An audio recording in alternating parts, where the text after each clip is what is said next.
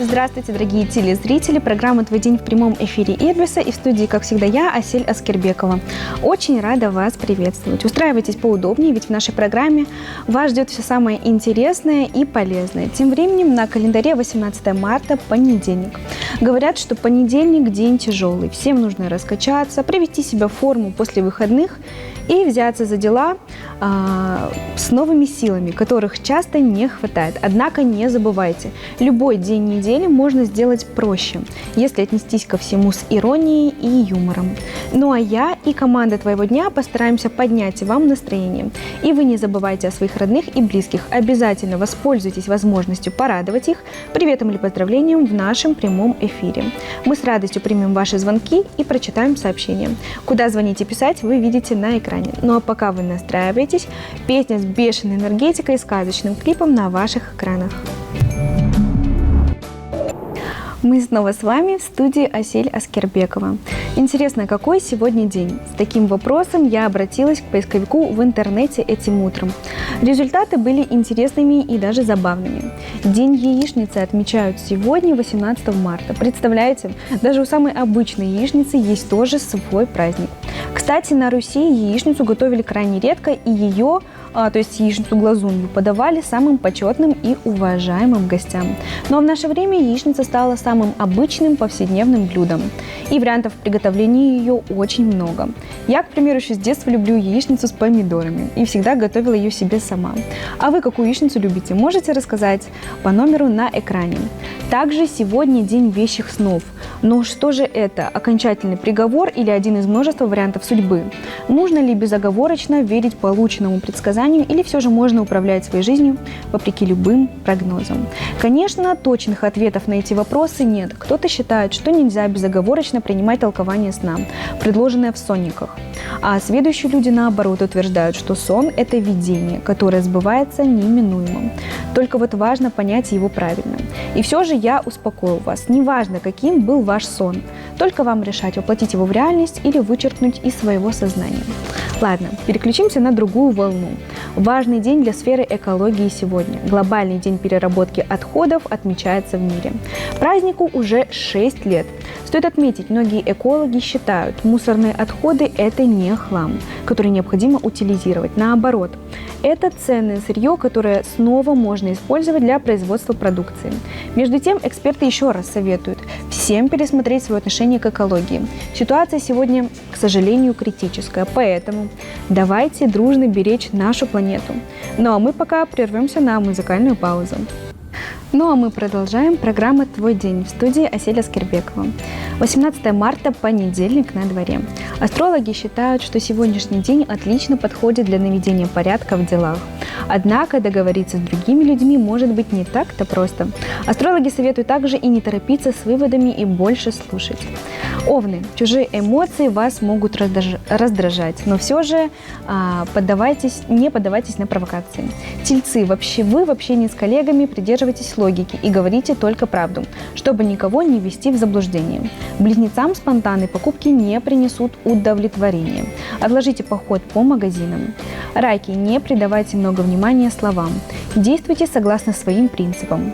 Львам советуют исследовать то, что скрыто от глаз, ведь у вас это отлично получается. Ну а девам не стоит ждать, что все ваши идеи будут приняты.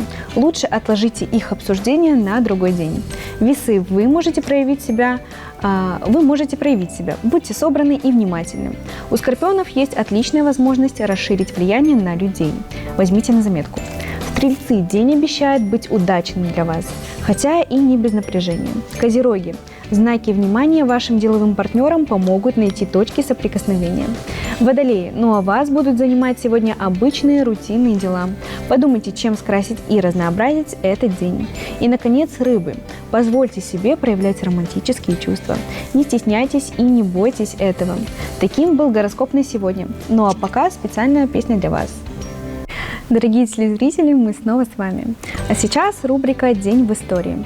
Кстати, несколько событий делают 18 марта поистине космическим днем. Сегодня, 18 марта в 1965 году, впервые в истории космонавтики был осуществлен выход в открытый космос. В составе корабля «Восход-2» Алексей Леонов вышел в открытый космос и пробыл в нем около 12 минут, после чего ему поступило указание вернуться на борт корабля. Однако сделать этого не получилось. Все дело в том, что скафандр Алексея сильно вздулся в космическом пространстве, из-за чего космонавт просто не пролезал в люк. Ситуация была очень напряженная. Время на исходе, так еще и запас кислорода в скафандре был рассчитан всего лишь на 20 минут. Однако Леонов решился на рискованный шаг. Не сообщив никому, он сбросил давление в скафандре до аварийного. И скафандр уменьшился, благодаря чему второй пилот, к счастью, наконец смог вернуться на корабль.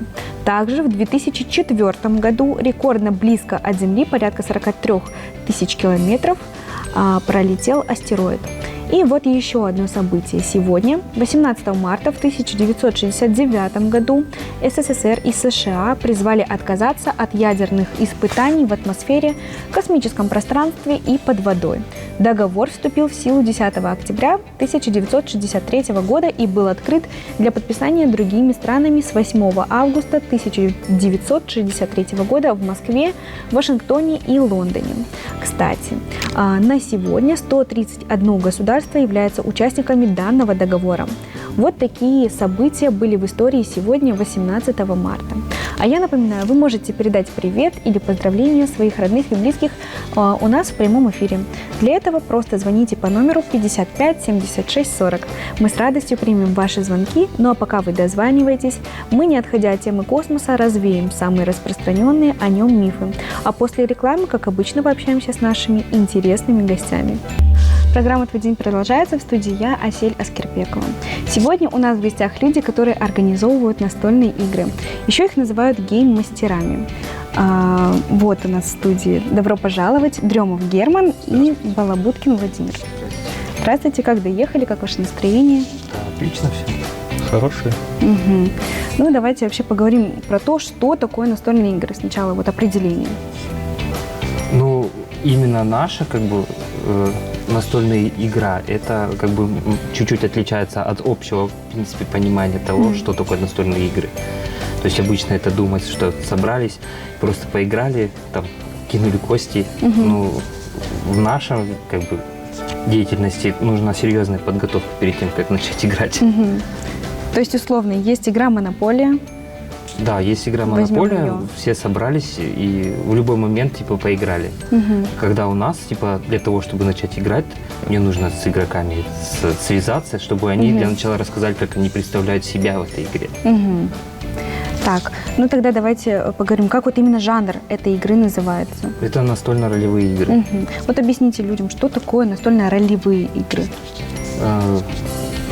Здесь вы принимаете на себя роль какого-то персонажа, то есть вы пишете предысторию, кем вы себя видите в игровом мире. То есть это воин, благородный рыцарь, волшебник. И сугубо от этого двигаетесь. И ролевая игра подразумевает, что вы вживаетесь в эту роль и от лица своего персонажа говорите. Так, давайте я вот зачитаю для зрителей еще раз определение. Настольная ролевая игра – это вид ролевой игры, при которой участники устно описывают действия своих персонажей, верно? Да. Опираясь на их особенности. То есть мы выбираем характер персонажа, да? Да, и его всякие умения. И в котором успех действий зависит от игровой системы. Вот что такое игровая система? Ну, это условный свод правил. Вот у нас там стоит книга игрока, которые ограничивают возможности, то есть не до бесконечности герой может быть сильным. И плюс еще игровая система подразумевает того, что какие броски кубиков вот мы взяли с собой. Кубики, элемент удачи, так сказать. Да, они обеспечивают элемент удачи. То есть ты даже если у тебя позволяет твоя, допустим, условно сила что-то совершить, ты кидаешь кубик, и ты можешь выкинуть не очень хорошее значение, и ты все равно не сможешь сделать. То есть элемент такой, как и в жизни у нас есть, что ты даже если знаешь, что ты можешь что-то сделать, не всегда у тебя получится. Так, хорошо. И продолжим. Первой коммерческой настольной ролевой игрой была вышедшая в 1974 году Dungeons and Dragons. Да, вот мы... Вот вы, собственно, с этой играем. игрой и пришли. Да. Да. Вот расскажите немножечко про нее. Ну, сейчас, на данный момент, уже мы играем в 5-ю редакцию. Она вышла в 2014 году. До этого там были еще много. Сейчас как бы она намного попроще, чем тогда была. Вот. И, ну, как бы нам-то все понятно про нее.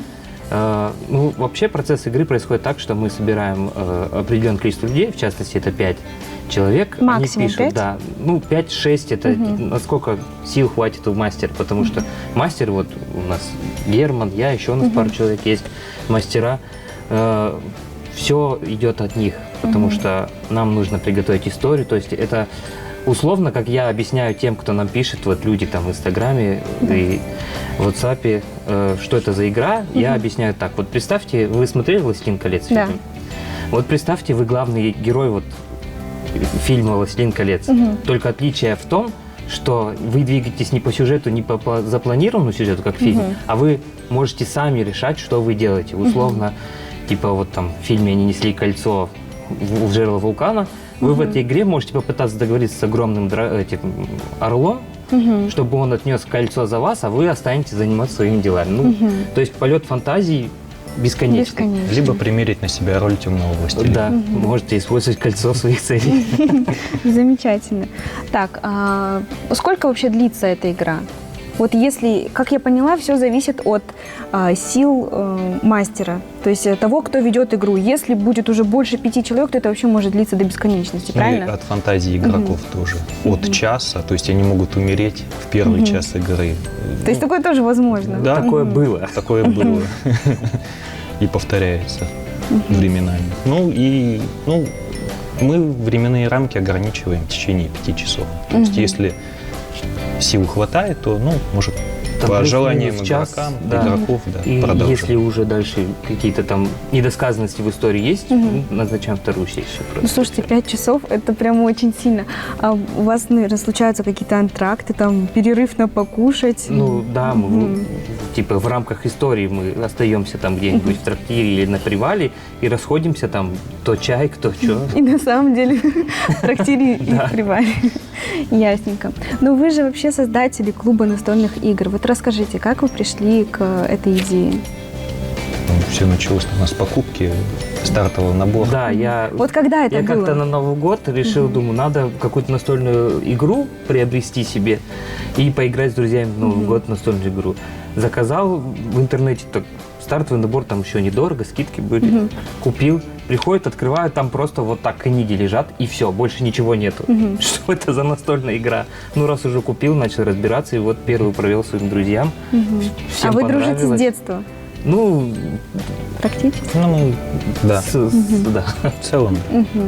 То есть все началось просто с того, что вы заказали себе игру. А вообще до этого играли в какие-то настольные игры? Да, в принципе, нет, наверное. То есть у вас первая искра вот с тем, что надо, и случилась? Да, ну, оно привлекает тем, что, типа, здесь нету ограничений именно в плане фантазии. А когда вот именно создали клуб? Вот когда вы поняли, что мы хотим не только своих друзей звать, но и тех, кто хочет с нами поиграть? Ну, у нас это в городе вообще не особо, типа, развито. Да. И мы так со своими друзьями и друзья друзей мы собирались там где-то в VIP-комнатах, где PlayStation играют, вот в таком плане, типа, и все это было просто так, мы играли для удовольствия. И потом как-то так получилось, что мы решили попробовать, типа, сделать классное место с антуражем, все там. Свое, да. И нас столкнулись с тем, что аренда стоит средств, и мы решили, что нужно это... Ну, как-то монетизировать. Чтобы как бы мы не были в минусе. И так все как бы закрутилось, и сейчас официально мы с января функционируем. А, с января этого года? Да. То есть вы прям молодая компания. Да. Замечательно. А вообще, сколько уже людей вот с вами стабильно играют? Стабильно, ну, Если на телеграм-канал смотреть, у нас 70 человек. как Все, бы, ну, живые люди. Живые. То есть вы и онлайн играете тоже? Или как? Нет, мы просто организационные вопросы какие-то в телеграм-канале, что-то. Ну, там еще какие-то сами между полезности, собой да. они общаются, люди Ну, люди собираются. знакомятся, начинают Да. дружить, то есть То есть- сами на игру собираются, То приходят. есть ваша аудитория уже вот 70 человек. Мгм. Они все с Павлодара. Они, Это- да, стабильно ходят. Ну, наверное, тех, кого мы знаем. Потому Да. что, не все подписываются, кто приходит. кто- А вот интересно, кто в настольные игры играет вот именно в эту? Больше мужчины и женщины? И какой у них вот возрастной порог? Ой, ну знаете, и я одно время ходил, там меня приглашали тоже поиграть, и я достаточно видел таких мужчин в возрасте лет, знаете, там 50-60, типа даже. И у нас сейчас приходят как и молодые, типа совсем там парни по 16 лет, так и там и 20-30 лет, там 35. Так что, в принципе, и приходят и девушки, и парни, так что у нас как бы так. И за одним столом все возраста могут сидеть. Мгм. Ну, то есть, условно, вот если сравнивать с той же Монополией, опять-таки, беру самую такую классическую игру, там играть могут прям все. То есть, она легка к пониманию. Вот здесь человек пришел первый раз, вот насколько сильно он будет, грубо говоря, тормозить? Тяжело ли это? Ну, во-первых, у нас есть специальные игры для новичков, типа, на которые приходят, там у нас готовые есть листы персонажей, которые они берут, и мы всячески способствуем, помогаем, объясняем правила, типа вот прям собираются все новички, и потом уже, когда они проходят вот эту первую игру, они уже все спокойно играют со Вливаются. всеми. Но опять же, мы приключения адаптируем так, чтобы новичку было комфортно играть. То есть не вываливаем на него сразу какие-то безумные миссии самоубийственные. Но опять-таки вы по группам играете, то есть начинающие, продолжающие, в целом. прям старички, да? Ну, да. Мгм. Так, вот как часто вы собираетесь? Ну, в Люди нам зависимости. пишут. Да, во-первых, Начинаем мы думать. по записи, когда люди написали, допустим, Да. вот они в телеграм-канале подружились там, написали, мы хотим поиграть, все, у нас как бы без проблем любой день. А так, когда мы свободны, когда у нас есть силы, типа, потому что это, реально морально, типа, истощает, потому что это еще элемент импровизации, что ты никогда не знаешь, люди все разные, и типа они приходят, и я хочу сделать вот это, а ты вообще не думал, что он может такое попросить, и типа вот так постоянно это выматывает, и поэтому мы как бы, когда у нас есть типа силы, настроение, во-первых, все равно должно быть настроение всегда под это. Мы выпускаем у себя в соцсетях анонсы, и люди пишут, записываются. Мгм. Так, а вообще вот только в эту игру играете? Или есть какие-то наподобие игры? Вот? Наподобие, да, есть. Вот у нас сейчас есть Зов Ктулху. Это тоже примерно такая же система, что люди собираются и своими репликами двигают сюжет. Просто это в сеттинге 1920-х годов, где-то Америка, и это Говард Лавкрафт, у него ряд произведений, и это вот связано с его произведениями, в его, грубо говоря, мире, с его там всякими монстрами и так далее. А вот давайте поговорим про то, как эта сфера вообще развита в Казахстане, в том числе в Павлодаре. Вы уже сказали, что вот как-то слабенько. Вот что вы думаете об этом? Как это, вот как это выглядит сегодня и как это было вот 5 лет назад условно? Наверное, у нас такой ориентир. И именно в соцсетях мы видели это D&D Алматы. То есть у них это очень развито, то есть у них довольно большой клуб. И Прям несколько помещений. несколько помещений, много мастеров у них. И вовлеченность как бы людей большая. У нас пока это все только начинается в Павлодаре, то есть мы официально себя продвигаем. Да. То есть, возможно, кто-то играет в своей компании. То есть, Мы знаем таких людей, которые играют у себя дома, в своих компаниях. Как бы. Вот так. То есть в больших городах это, В больших к городах счастью это... вашему, развивается. И, будем надеяться, нас, что и до нас кстати, это тоже всячески дойдет. поддерживают там такие же примерно клубы, как мы, только с других городов там. Вот там с Алматы нам прям всячески поддерживают, репостят нас, типа мы там их. Как бы у нас такое комьюнити получается, что, мы очень рады, что у нас такое как бы все подписчики, мы все вообще как друзья, мы вообще не ожидали, что у нас так будет, что вот все, кто с нами играет, все с друг другом общаются, все мы типа какие-то друзья. Мгм. Вот к слову об этом, почему в настольные игры нужно играть? Вот вы как создатели клуба, что скажете об этом? Ну, это как бы в какой-то степени раскрепощает, типа, Мгм. что смелее человек становится, что-то, может быть, говорит, то, чего никогда не мог сделать. Мгм. Как бы в этом плане. Свое мнение, свои цели отстаивать. Мгм. Ну, и если касаясь именно настольно-ролевых игр. Мгм. Ну вот, сторона общения с другими людьми, это же объединяет еще. Ну да. С незнакомыми людьми. Да. Ну, то есть компании набираются из незнакомых людей, и на игре они знакомятся. Мгм. Ну, то есть, вот просто почему вы бы мне посоветовали вот сходить поиграть? Потому что это классно, Интересно. весело. Мгм. Замечательно. Вообще, так. А у вас были ли когда-нибудь мысли создать свою какую-нибудь игру? Ну, в этом плане вот этот сеттинг вот этой игры и сами правила этой игры подразумевают то, что, в принципе, я могу любую историю, все, что мне вообще в голову придет, я могу под эти правила подогнать и спокойно играть. Мне не нужно там что-то, грубо говоря, придумать велосипед. Это уже в 1974 году придумали и еще редактировали там 5-6 раз. Мгм. И это идеально сбалансированная как бы система. Если там взять какие-нибудь карточные игры, Мгм. то тоже множество есть там игр, типа Магика, допустим, сбалансированная, что нам, в принципе, придумывать... У нас Зачем придумывать достаточно велосипед, если он уже есть, да? У нас Мгм. достаточно места для фантазии вот в этом как бы... Строить свои сюжеты, в Да. общем. Мгм. А как вы считаете, вот как среди подрастающего поколения, может быть, даже среди пожилых людей популяризировать вот эту сферу настольных игр? Ну, наверное, в первую очередь популярностью она пользуется у тех, кому нравится фэнтези. Мгм. Ну, вот это, наверное, в первую очередь. Ну, насчет популяризации нас много пишут, допустим, детей именно записывать. Мгм. Но так как система достаточно сложная для того, чтобы привести там детям 10 лет, и я даже пробовал как-то там своим сестренкам породить, Мгм.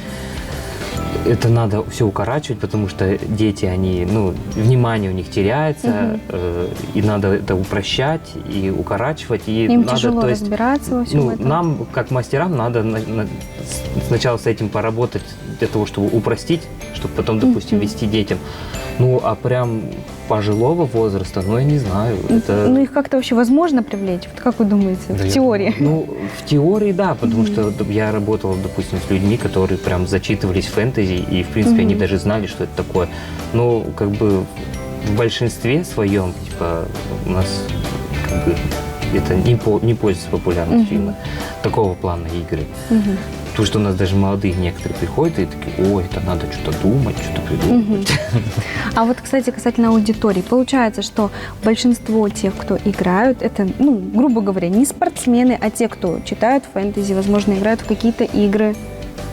Так? Ну, на самом деле, вообще, это разношерстная такая аудитория. Мне кажется, что это больше люди, которые стараются как-то отвлечься от реальности, что ли. Мгм. То есть Потому что- вообще, вот какие люди к вам уходят? Вот пару примеров. Самые лучшие. Мгм. Ну, то есть, вот я хочу вот узнать, действительно, может, у вас там спортсмен, там, например, он играет на балалайке человек, там человек айтишник, вот какие У примеры нас есть? фрилансеры, айтишники, Заводчане. у нас заводчане, Вот да, как интересно. бы Мгм. играют. В принципе, у нас люди, которые не могут выпустить свою энергию, допустим, в реальной жизни их не поймут. У нас, пожалуйста, приходишь за стол, пишешь себе очень энергетичного персонажа и играешь Мгм. спокойно. Так, вообще, не приедается ли? Вот вы уже сколько играете? Вы, наверное, уже очень давно играете. Не надоело ли? Лет 5, наверное. Да. Это очень много. Ну, нам бы очень хотелось быть на роли игрока иногда, Мгм. но, к сожалению, роль мастера очень редко кто хочет на себя попробовать, потому что это достаточно сложно. Ну вот еще раз давайте подведем итог. Мастер – это человек, который… Это ведущий. Ведущий, да. Человек, который реагирует на действия персонажа. То есть вы там условно захотели что-либо совершить, ограбить трактирщика какого-нибудь. Я говорю, кидайте кубик, вы кидаете, если успех, я говорю, что да, все, вы украли там.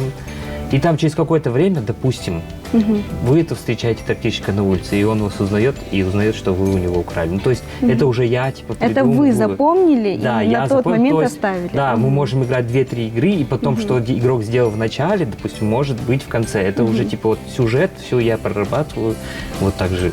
И Герман. Да, Герман тоже прорабатывает, чтобы было это интересно, чтобы игроки думали о последствиях еще. Своего выбора, да. Так, ну давайте теперь такой факт. Самый длительный матч, да, это матч называется. Сколько вот самое продолжительное время вы играли? У меня, наверное, 7-8 часов. Ого. У меня тоже 7-8 часов. Так, ну, в принципе, замечательно. Есть ли у вас вот еще какие-то темы, которые, может быть, я не раскрыла, что-то еще затронуть? Да, в принципе, нет. Мы хотели вот вас на игру пригласить и вам вручить сертификаты. Спасибо Может быть, большое. вы еще кого-то из друзей позовете. А давайте вот еще вот зрителям покажем. Я хочу, чтобы вот они увидели, как оно все выглядит. Вот сюда вот. Да. Вот за такой ширмой сидит мастер, и здесь заметки, за этой ширмой заметки мастера, которые игрок не должен видеть. То есть по сюжету какие-то, допустим, продвижения. И здесь также справочная информация. Справочная информация, да. А вот, ну это дверца ширмы. Да, то есть вот так условно сидит. Там мастер. Интересненько. А вот там что у вас в тут у мешочке? нас- Давайте это уберем, да, чтобы было видно. Здесь у нас наборы кубиков нельзя представлять. А вот, Вот, так вдруг. вот этот кубик с 20 гранями решает в этой игре практически все. Вашу судьбу. Да, вашу судьбу решает. А вот смотрите, здесь они прям разных форм. Можно подержать? Да, конечно. Вот они прям разных форм. Это имеет значение? Да, Или- это имеет значение. То есть в основном на урон, ну, когда вы сражаетесь с какими-то там врагами, это имеет значение, да. Ну вот тут есть еще такой кубик.